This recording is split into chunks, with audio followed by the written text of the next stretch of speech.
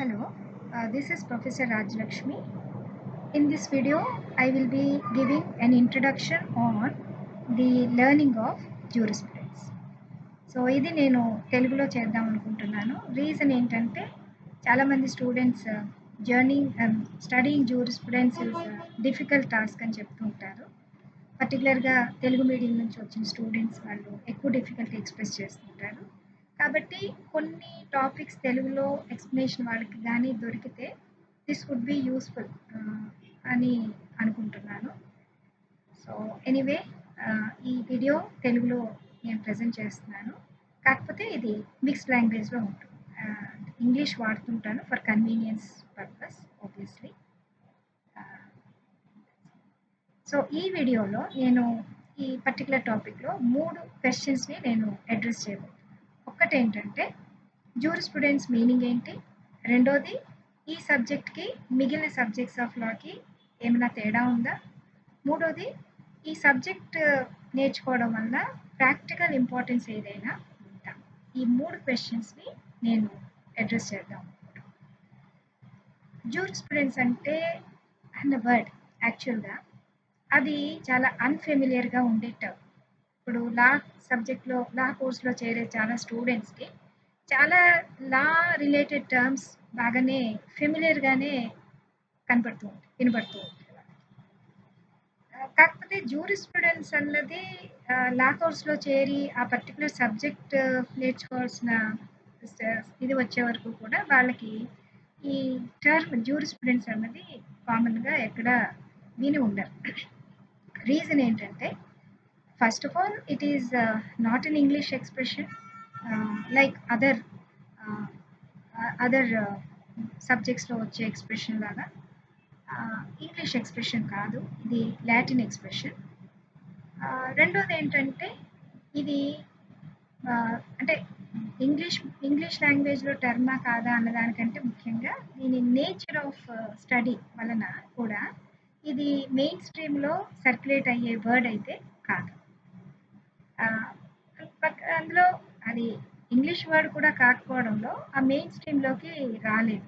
For example కొన్ని terms ఉన్నాయి, contracts ఇలాంటి టర్మ్స్ అన్నీ ఉన్నాయి, అవన్నీ కూడా మెయిన్ స్ట్రీమ్లోకి వచ్చేసి ఉన్నాయి. అంటే లీగల్ టర్మ్స్ అంటే లా రిలేటింగ్ టు కాంట్రాక్ట్స్ ఉంది, బట్ కాంట్రాక్ట్స్ అన్నది తెలుగు వర్డ్ కంటే కూడా మెయిన్ స్ట్రీమ్లో ఉంది, ఎక్కువ కాంట్రాక్ట్ అన్నదే ఉంటుంది. మన తెలుగులో ఒడంబడి కంటేనే ఇదేంటి అని ఆలోచిస్తుంటారు చాలామంది, అదే కాంట్రాక్ట్ అంటే తొందరగా అర్థమైపోతుంది. సో దట్ అది సో కొన్ని చాలా టర్మ్స్ అలాగా ఫెమిలియర్గా ఉంటాయి అదర్ సబ్జెక్ట్స్కి వచ్చేటప్పటికి. జూరిస్ప్రుడెన్స్లో as I told you nature of the subject రావడం వలన అది కామన్ సర్క్యులేషన్లో జనరల్ సర్క్యులేషన్లో దేని టర్మ్. ఇక దాని మీనింగ్ ఏంటి? సో జూరిస్ప్రుడెన్స్ అన్నది లాటిన్ ఎక్స్ప్రెషన్. ఇందాక నేను చెప్పినట్టు ఇందులో 2 టర్మ్స్ ఉంటాయి. There are 2 terms. One is juris and the other one is prudence. Prudence అంటే నాలెడ్జ్. దిస్ ఈజ్ ఇంగ్లీష్ మనకి తెలిసిన వర్డే. ప్రూడెన్స్ అంటే నాలెడ్జ్. ఇప్పుడు మనం ఎవరన్నా ఒక నాలెడ్జబుల్ పర్సన్, ఒక వైజ్ పర్సన్ ఎవరన్నా చూపించేటప్పుడు is a prudent person, somebody who is got that prudence అంటే this is something related with knowledge. Juris అంటే law. So put together it is knowledge of law. ఇది మీనింగ్. జూరిస్ప్రుడెన్స్ అంటే knowledge of law. So ఈ knowledge of law ఇది meaning అని చెప్పగానే మీకు ఆటోమేటిక్గా ఒక డౌట్ వచ్చే అవకాశం ఉంది. అదేంటంటే మీరు ఇప్పటికే జూరిస్ప్రుడెన్స్ చదివేటప్పటికే కొన్ని సబ్జెక్ట్స్ ఆల్రెడీ లా సబ్జెక్ట్స్ చదివి ఉంటారు. ఆ చదివినప్పుడు మీరు you are getting only knowledge of లానే కదా, you are not getting any knowledge of some natural science or ఇంకోటి ఏదో మీరు ఎక్వైర్ చేయటం లేదు కదా, నాలెడ్జ్ ఆఫ్ లానే సంపాదిస్తున్నారు. మరి అది నాలెడ్జ్ ఆఫ్ లా, మరి దీనికి ఎందుకు అంత స్పెషల్ నేమ్? దాని టైటిలే నాలెడ్జ్ ఆఫ్ లా అని ఎందుకు ఉండాలి? ఓకే, కాన్స్టిట్యూషన్లో చదివారంటే లా స్పెసిఫిక్ టు మీరు కాన్స్టిట్యూషన్ రిలేటెడ్ నాలెడ్జ్, అది లీగల్ నాలెడ్జే కదా. So in what way this is different? ఇది తెలుసుకోవాలంటే ఇంకొక విషయం కూడా మీరు గమనించాల్సి ఉంటుంది. ఆ విషయానికి వెళ్ళే ముందు ఇంకొక చిన్న డిఫరెన్స్, ఈ సబ్జెక్ట్స్కి వేరే సబ్జెక్ట్స్కి ఉన్న డిఫరెన్స్ చెప్పి అప్పుడు I will deal with this. మీరు ఒకటి గమనిస్తే మీరు వేరే సబ్జెక్ట్స్ క్లాస్‌లో మీ ఫస్ట్ క్లాస్ ఎక్స్‌పీరియన్స్ గాని గుర్తుంటే if you can recollect experience అని కాదు. If you can reasonably recollect how you I mean like మీరు ఫస్ట్ క్లాస్‌లో ఎంటర్ అయినప్పుడు మీకు కన్సర్న్ టీచర్ సబ్జెక్ట్ గురించి ఇంకా ఫస్ట్ క్లాస్ కూడా అంటే ఎక్స్‌ప్లనేషను ఏ పాటి ఎక్స్‌ప్లనేషన్ ఇంకా మొదలవ్వకముందే ఈ క్లాస్‌లో కూర్చున్నప్పుడు మీరందరూ ఒక rough estimate of what you are going to learn అన్న ఒక బేసిక్ గెస్ అయితే ఉంటుంది. బేసిక్ అసెస్మెంట్ ఉంటుంది. కాంట్రాక్ట్ రిలేటెడ్‌కి కొన్ని ఉంటాయి. అది మీకు ఒక చిన్న ఒక అవగాహన ఉంటుంది. అలాగే ఫ్యామిలీ రిలేటెడ్ ఇష్యూస్ దాని మీద మీకు చిన్న అవగాహన ఉంటుంది. కాబట్టి డీటెయిల్‌గా మీకు తెలీదు గానీ, దానికి ఇలాంటి వాటికి సంబంధించిన విషయాలను మనం నేర్చుకుంటాం. అలాగే కాన్స్టిట్యూషనల్ లా అంటే మనకో కాన్స్టిట్యూషన్ ఉంది, ఫండమెంటల్ రైట్స్ ఉంది. వాటన్నిటి గురించి మనం తెలుసుకుంటూ ఇంకా బెటర్ డీటెయిల్డ్ అండర్‌స్టాండింగ్ ఉంటుందండి. మీకు ఒక రఫ్ ఎస్టిమేట్ ఉంటుంది. అదే జ్యూరిస్ప్రుడెన్స్ ఫస్ట్ క్లాస్ కూర్చున్నప్పుడు బిఫోర్ ద టీచర్ కమ్స్ ఏం నేర్చుకోబోతున్నాం అన్న దాని మీద అబ్సల్యూట్‌లీ మీకు ఎలాంటి గెస్ వర్క్ కూడా ఉండదు. ఒక you it's almost like you are clueless. ఏంటి నేర్చుకోబోతున్నాం అన్నది ఒక సంథింగ్ ఇట్స్ పజిల్ లాగానే ఉంటుంది. మీరు ఆలోచించి ఉంటే. ఇన్‌ఫాక్ట్ అలా ఆ క్వెషన్ గురించి కూడా ఏం చెప్తారు అందులో అని. ఎక్సెప్ట్ మేబీ కొంతమంది స్టూడెంట్స్ ఆల్రెడీ కొంత గ్రౌండ్ వర్క్ చేసి కూర్చుంటుంటారు క్లాస్‌లో. అలాంటి స్టూడెంట్స్ కంటే వాళ్ళకొక బేసిక్ ఐడియా ఉంటుంది. అదర్‌వైజ్ మీరు ఫ్రెష్‌గా వచ్చి కూర్చుంటే గనుక మీకు తెలీదు. సో, దట్ వే ఆ ఫస్ట్ క్లాస్ ఎక్స్‌పీరియన్స్‌లోనే మీకు తెలుస్తుంది. There is lot of difference between ఆ సబ్జెక్ట్స్‌కి, ఈ సబ్జెక్ట్స్‌కి ఒక బేసిక్ డిఫరెన్స్ ఎక్కడో మీకు స్ట్రైక్ అవుతుంది. కాన్షియస్‌గా మీరు రికగ్నైజ్ చేయకపోయినా గానీ ఆ డిఫరెన్స్ ఫస్ట్ క్లాస్‌లోనే మీకు తెలుస్తుంది. ఇకపోతే coming to the previous thing which I was mentioning దాన్ని క్యారీ ఫార్వర్డ్ చేయాలంటే మీరు వేరే సబ్జెక్ట్స్‌లో కూడా you are right in saying that I'm acquiring knowledge relating to law. వేరే సబ్జెక్ట్స్ అన్నీ నేర్చుకుంటున్నాను కదా! కాకపోతే ఇక్కడ మీరు గమనించాల్సింది ఏంటంటే మీరు అసలు ఎవరైనా ఏ స్టూడెంట్ ఒక లా కోర్స్‌లో చేరినప్పుడు మీరు ఏ లాని చదువుతారు? ఒకటి బేసికల్‌గా లోకల్ లాని చదువుతారు. లోకల్ లా. అంటే మీరు ఇండియన్ స్టూడెంట్స్ అయితే మనకి ఇండియన్ కాంట్రాక్ట్ యాక్ట్ ఉంది. ఇండియాలో మనకో లా ఉంది. ఇండియాలో మనకో కాన్స్టిట్యూషన్ ఉంది. దాని గురించి మనం కంట్రీ స్పెసిఫిక్ లా చదువుతాం. అదే వేరు వేరు కంట్రీస్‌లో ఇప్పుడు న్యూజిలాండ్‌లో చదవచ్చు, ఇప్పుడు అమెరికాలో చదవచ్చు, వేరే కంట్రీలో ఎవరైనా చదవచ్చు. వాళ్ళ కంట్రీ స్పెసిఫిక్ లాస్‌ని వాళ్ళ లీగల్ సిస్టమ్‌లో ఏమున్నాయో దాని ప్రకారం ఎస్టాబ్లిష్ చేసుకున్న లాని వాళ్ళక్కడ చదువుతారు. అందరూ చదివేది లా కోర్సే. బట్ వాళ్ళు చదివే కంటెంట్ అంటే డిఫరెంట్‌గా ఉంటుంది. సో, అండ్ అలాగే ఇక్కడ మీరు నేర్చుకున్న సబ్జెక్ట్స్‌లో కూడా సబ్జెక్ట్ వైస్ అన్నీ చూస్తే మీరు అన్నిట్లో కూడా లానే నేర్చుకుంటున్నారు గానీ, ఫ్యామిలీ లా చదివినప్పుడు మీరు చదివే అందులో వెరైటీ ఆఫ్ రైట్స్ ఇప్పుడు మనకున్న మన లా ప్రకారం మనం ఎక్సర్సైజ్ చేసే రైట్స్ వాళ్ళ వేరే కంట్రీలో వాళ్ళకి ఆ రైట్స్ కానీ క్రియేట్ అవ్వకపోతే వాళ్ళు ఎంజాయ్ చేయలేరు. ఇప్పుడు మన లా అక్కడ అప్లికబిలిటీ అని కూడా కాదు. ఆ కంటెంట్ కొంచెం డిఫరెంట్‌గానే ఉంటుంది. You can expect that. ఇప్పుడు మనకి కొన్ని క్రైమ్స్ అవ్వచ్చు. వాళ్ళకి అవి క్రైమ్స్ కాకపోవచ్చు. మన కాన్స్టిట్యూషన్ ఒకలాగా ఉండొచ్చు. వాళ్ళ కాన్స్టిట్యూషన్ వేరేలాగా ఉండొచ్చు. We know that. అలాగే అందుకని రైట్స్, డ్యూటీస్ కానీ ఇవన్నీ కూడా వేరియేషన్స్ కనపడుతూ ఉంటాయి. మన రైట్స్ ఒకలా ఉంటే వేరు. అలాగే మన లా చదివేటప్పుడు కూడా కాన్స్టిట్యూషనల్ లాలో మీరు చదివే రైట్స్ ఒక టైప్‌లో ఉంటాయి. ఇంకో సబ్జెక్ట్‌లో చదివే రైట్స్ ఇంకో టైప్‌లో ఉంటాయి. ఎందుకంటే ఆ ఫీల్డ్ స్పెసిఫిక్ రిలేటెడ్ కాబట్టి దానికి సంబంధించిన రైట్స్ ఉంటాయి. ఇలా మీరు చూస్తూ ఉంటారు. కాకపోతే ఈ సబ్జెక్ట్స్ ఏంటి? టైప్ ఆఫ్ రైట్స్ అంటే ఎలాంటి మీకు ఏవి రైట్స్ ఉన్నాయి తెలుసుకునే ఆ విషయానికొస్తే డిఫరెన్స్ కనపడుతుంది కానీ, మీరు ఓవరాల్‌గా గమనిస్తే గనక అన్ని లీగల్ సిస్టమ్స్‌లో చూసేవి కొన్ని కాన్సెప్ట్స్ కామన్‌గా కనపడుతూ ఉంటాయి. మనకి రైట్స్. రైట్స్ అన్నది ప్రతి లీగల్ సిస్టమ్‌లో కూడా రైట్స్ గురించి మాట్లాడకుండా లీగల్ సిస్టమ్ కనపడదు. లయబిలిటీ గురించి మాట్లాడకుండా కనపడదు. లేదంటే ప్రాపర్టీకి సంబంధించి లేకుండా కనపడదు. ఓకే. అంటే ఆ రైట్స్ అన్నది మనకి అన్ని చోట్ల కనబడుతుంది. లేదంటే ఇప్పుడు మనం లా, ఫస్ట్ ఆఫ్ ఆల్ లా అన్నది లా of this, law of that అన్నది వాళ్ళు కూడా వాడుతూ ఉంటారు. లా అన్న దాని చుట్టూనే తిరుగుతూ ఉంటుంది. ఇది కామన్‌గా వాడతాం. యూనిఫామ్‌గా మనం వాడతాం. So, there are certain concepts which are very, very common to all the legal systems. All the legal systems. ఎందుకంటే అవి చాలా ఫండమెంటల్. అంటే ఇప్పుడు రైట్స్ లేని లీగల్ సిస్టమ్‌ని మనం ఊహించుకోలేని స్థితి. లయబిలిటీ ఇలాంటివి లేని లీగల్ సిస్టమ్ అంటూ మనకు కనపడదు. ఎందుకంటే they are almost fundamental concepts. Okay.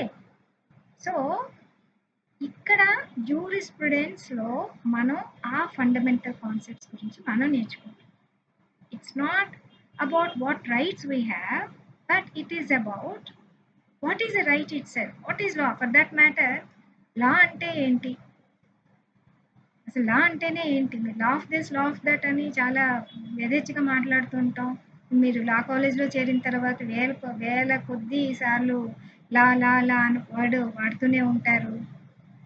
ప్రతిదానికి లా అని వర్డ్ లేకుండా మనకి గడవదు. Not a single day passes. ఎన్నిసార్లు లా అని ఉంటారు. అదే మిమ్మల్ని ఎవరిని అడిగారు అనుకోండి, లా ఆఫ్ కాంట్రాక్ట్స్ గురించి ఎవరన్నా అడిగితే మీరు బాగా చదివేసి ఉంటే బ్రహ్మాండంగా 2 అవర్స్లో కూర్చొని మొత్తం అంతా చెప్పేస్తారు. కాన్స్టిట్యూషన్లో కూడా అలా చెప్పేయగలరు. బట్ అదే వాళ్ళు మిమ్మల్ని ఆపి నిన్ను లా ఆఫ్ కాంట్రాక్ట్స్ చెప్పమని లేదు, లా ఆఫ్ ఫ్యామిలీ చెప్పమని లేదు.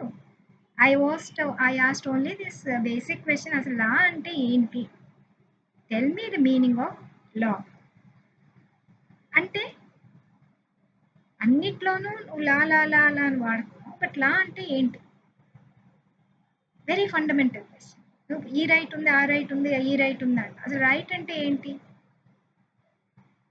It is like asking about a question on life. మనం లైఫ్ ఎక్స్పీరియన్స్ చేస్తున్నాం. Throughout we are right from birth we are with life so far.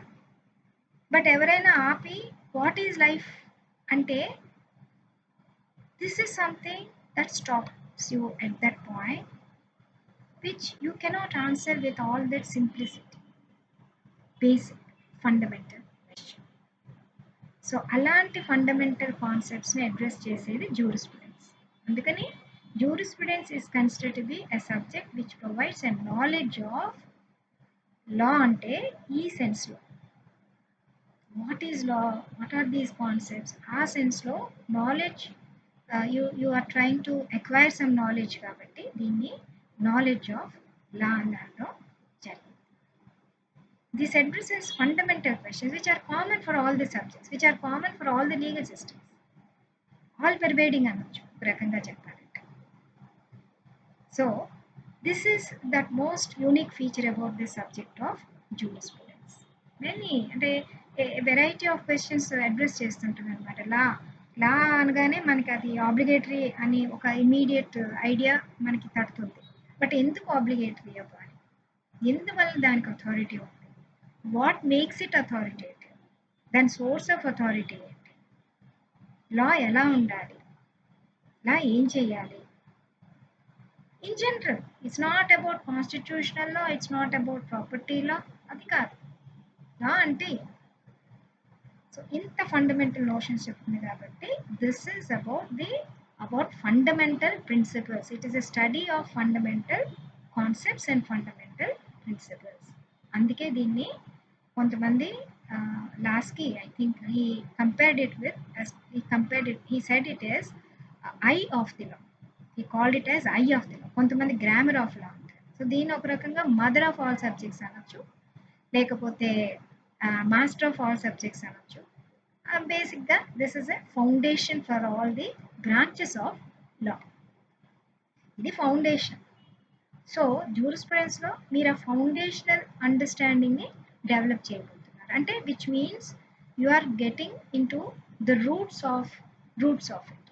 So jurisprudence అందుకనే మనం ఇన్వెస్టిగేటివ్ సబ్జెక్ట్ అంటాం. చాలా క్వశ్చన్స్, డీప్ క్వశ్చన్స్ని ఎక్స్ప్లోర్ చేయడం అనేది జరుగుతుంది. కాబట్టి ఇది ఒక రకంగా it has got that nature. ఏంటంటే ఇట్స్ గాట్ జస్ట్ నాట్ ఇదేంటి అదేంటి తెలుసుకోవడం అన్నది కాదు. Why this, why not this, how, what, why, ఇలాంటి క్వశ్చన్స్ అన్నిటిని రిలేటెడ్ క్వశ్చన్స్ అన్నీ వేసుకొని ఇన్వెస్టిగేట్ చేస్తుంది కాబట్టి ఇది ఒక ఇన్వెస్టిగేటివ్ లెర్నింగ్ అని చెప్పచ్చు. అందుకని ఈ క్యారెక్టర్ ఈ సబ్జెక్ట్కి ఉన్నంతగా మిగిలిన సబ్జెక్ట్స్కి ఉంటుంది. తర్వాత మూడో క్వశ్చన్, ఫైనల్ క్వశ్చన్, ఈ సబ్జెక్ట్ నేర్చుకోవడం వల్ల ఒక దానికి ఉన్న ప్రాక్టికల్ సిగ్నిఫికెన్స్ ఏమన్నా ఉందా? చాలామంది స్టూడెంట్స్ ఒక 4-5 క్లాసులు విన్న తర్వాత వాళ్ళకి ఇమీడియట్గా వచ్చే డౌట్ ఇది. ఎందుకంటే వాళ్ళు క్లియర్గా తేడా కనపడుతూ ఉంటుంది. మిగిలిన సబ్జెక్ట్స్ చదివారు, ఫ్యామిలీలా చదివినా, ఇంకేది చదివినా, కాన్స్టిట్యూషన్లా చదివినా, దానివల్ల ప్రాక్టికల్ బెనిఫిట్ క్లియర్గా కనిపిస్తూ ఉంటుంది. రేపు పొద్దున మీరు ప్రొఫెషన్లోకి వెళ్ళినప్పుడు ఏదన్నా ఒక మీరు చదివిన సబ్జెక్ట్ తాలూకు ఒక లీగల్ ఇష్యూ వస్తే ఆ నాలెడ్జ్ని యూజ్ చేసి మీరు ఆ కేసు ఆర్గ్యూ చేసుకోవచ్చు, లేకపోతే జడ్జి డెసిషన్ ఇవ్వచ్చు, లేదంటే మీరు కన్సల్టెంట్ అంటే ఒక ఒపీనియన్ ఇవ్వచ్చు.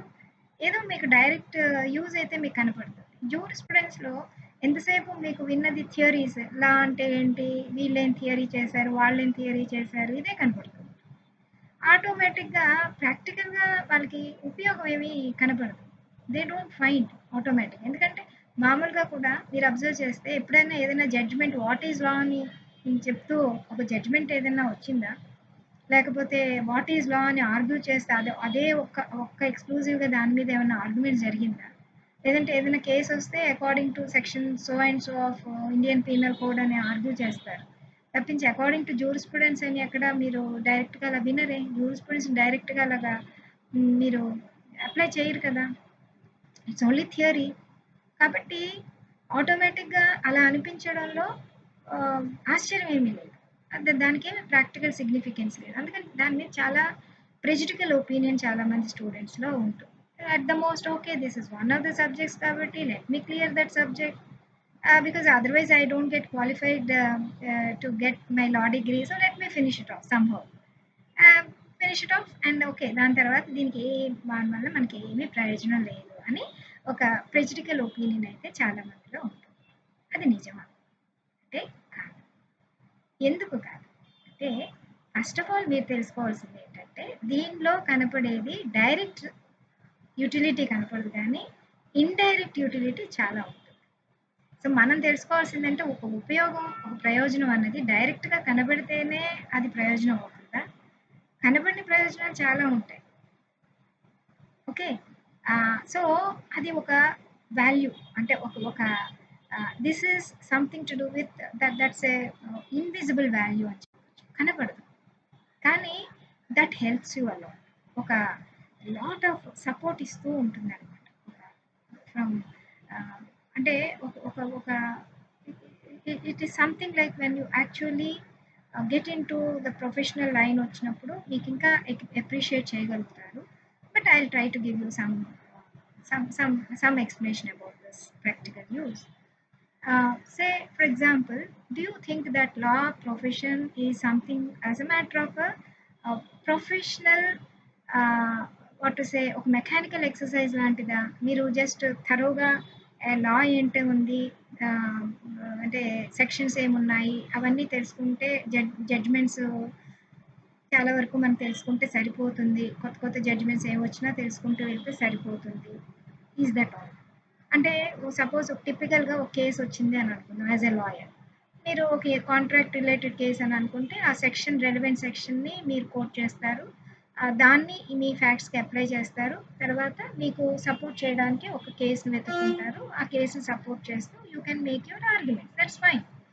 విన్ అవడం ఇవన్నీ కూడా వస్తుంది. మీకు ఆల్రెడీ వెల్ ఎస్టాబ్లిష్ కేసు అనుకుందాం, వెల్ ఎస్టాబ్లిష్ లా అనుకోవడం, ఆ లైన్లో పడే కేసు వచ్చింది మీకు, హ్యాపీగా ఇట్స్ అన్ ఎస్టాబ్లిష్ లా, హ్యాపీగా మీరు ఆర్గ్యూ చేస్తారు, you will win the judgement కూడా, జడ్జి కూడా అది స్ట్రైట్ ఫార్వర్డ్ కేసు లాగా ఉంటుంది, యూ డూ దట్.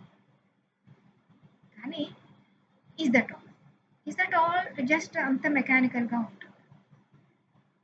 మీకు ఈ సబ్జెక్ట్లో కనపడని బట్ ఇమ్మెన్స్ వాల్యూ ఉన్న విషయం ఏంటంటే జూరిస్ప్రుడెన్స్ వలన ఒక అనలిటికల్ ఎబిలిటీ డెవలప్ చేయడానికి ఈ సబ్జెక్ట్ చాలా ఉపయోగపడుతుంది. Critical and analytical ability. Critical అంటే విమర్శించడం అనేది కాదు, ఒక విశ్లేషించగలిగే కెపాసిటీ. అంటే మీరు చూస్తే మీరు చాలా థియరీస్ చదువుతారు, after all three letter word LAW లా. లా మీద ఎన్ని రకాల థియరీస్ వచ్చినాయి, ఎన్ని రకాల ఎక్స్పోజిషన్, ఎంతమంది డిఫరెంట్ స్కాలర్స్ ఎంత అనాలిసిస్తో, ఎంత డీప్ అనాలిసిస్తో ప్రొవైడ్ చేశారు, ఎంత అనాలిసిస్ ఉంది, ఎంత అనలిటికల్ థాట్ ఉంది. అంటే మీరు జూరిస్ప్రుడెన్స్లో throughout what you're exposed is ఒక ఇంటెలెక్చువల్ ఎక్సర్సైజ్కి మీరు ఎక్స్పోజ్ అవుతారు, which leading to analytical ability పెంచే విధంగా ఉంటాయి ఆ ఎక్స్పోజిషన్స్ అన్నీ కూడా. అంటే it's how you look at, అంటే once you start appreciating those theories, అంటే ఇన్ని రకాలుగా ఇన్ని డైమెన్షన్స్లో మనం ప్రొజెక్ట్ చేయొచ్చా అన్నది అంత డీపర్ అనాలిసిస్ ఉంటుంది. సో అది తెలియకుండానే ఏంటంటే మనలో ఒక అనాలిసిస్ చేసే క్వాలిటీ కంట్రిబ్యూట్ చేస్తూ అండ్ అనలిటికల్ ఎబిలిటీ అన్నది most crucial asset for legal profession. Analysis, the way you analyse, the way you present, అంటే టెక్నికల్గా మీరు okay this is how you should stand before a judge and these are the formalities that you have to maintain and అంటే ఈ gestures అది అని కాదు, అంటే కాన్ఫిడెంట్గా కనపడాలి, ఇవన్నీ ఏవో వస్తుంటాయి. బట్ అల్టిమేట్గా ఏంటి, అల్టిమేట్గా the force of your argument, the content of your argument. Okay మీరు మీ అదర్ లాస్లో మీకు థరోగా నాలెడ్జ్ ఉండొచ్చు, దాన్ని అప్లై చేస్తారు, దట్స్ నాట్ ఎ ప్రాబ్లం.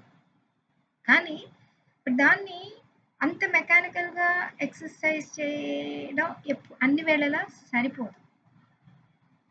ఒక సెటిల్డ్ పొజిషన్ ఉండేటప్పుడు కుదురుతుంది, ఒక్కోసారి ఒక యూనిక్ కేసెస్ వస్తాయి, లేదంటే పొజిషన్ సెటిల్ అవ్వదు. That is where you have to get very more creative about it. You should create space in the law. లేదు ఎస్టాబ్లిష్ లాలో ఉన్నా కూడా పర్టికులర్ ట్రెండ్లో వెళ్తున్నా కూడా if you want to do justice ఒక్కోసారి ఒక డిఫరెంట్ ట్రెండ్ క్రియేట్ చేసే విధంగా కొన్ని ఆర్గ్యుమెంట్స్ ఉంటాయి.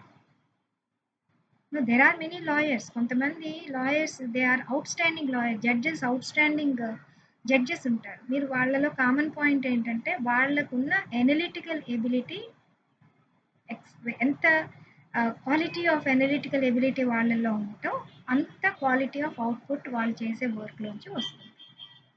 మెకానికల్గా ఆర్గ్యూ చేసేయచ్చు, దానికి ఒక చిన్న రోబో పెట్టినా కూడా ఒక రేపొద్దున అంటే రోబోటిక్ ఆర్గ్యుమెంట్స్ వచ్చినా కూడా ఆశ్చర్యపోకర్లేదు. But nothing matches the intellectual ability, analytical ability. This makes lot of difference. So ఆ అనలిటికల్ ఎబిలిటీని పెంచే ఒక గ్రేట్ పొటెన్షియల్ ఉన్న సబ్జెక్ట్ ఈజ్ jurisprudence.